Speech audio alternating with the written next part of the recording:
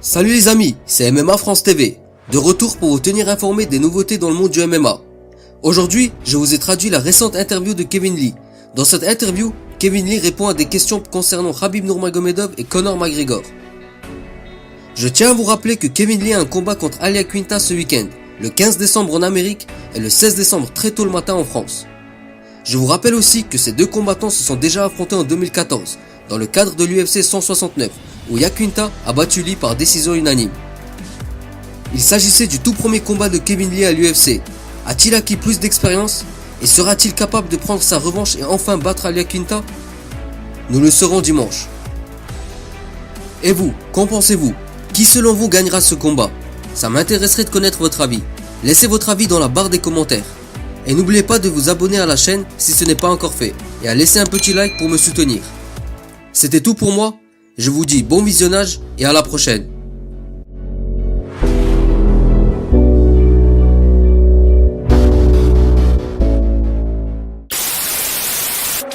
Je pense que tu as entendu plein de combattants et de fans parler de Khabib comme si c'était le croque-mitaine des poids légers. Mais toi, j'ai l'impression que ça ne te fait pas peur, et que tu veux un combat contre lui comme tu l'as souvent dit. Qu'est-ce que tu vois dans le style à Khabib qui te permet de te dire que tu peux y aller et faire quelque chose que personne n'a encore réussi à faire? Combien de fois j'ai parlé avec vous par FaceTime? Et combien de fois j'ai défié Khabib? Combien de fois? Et pendant combien d'années? Je veux dire que je vois en lui exactement les mêmes défauts que les années passées. Donc tu sais, chaque fois il fait les mêmes erreurs techniques, alors que moi en allant dans l'octogone, je montre toujours quelque chose de nouveau, de différent. Mon style s'améliore de jour en jour, mais lui il fait partie des gars qui font toujours les mêmes choses. Mais en fin de compte, il ne pourra pas me fuir éternellement. Mais il le sait déjà, son équipe aussi, et mon équipe aussi. Le monde entier ne tardera pas à le savoir, quand je lui transmettrai le message en battant Al Iaquinta. Comment tu comptes le battre? Tu as une bonne frappe et une bonne lutte, et t'as battu Barboza d'une façon beaucoup plus spectaculaire que lui. Comment tu comptes battre Khabib?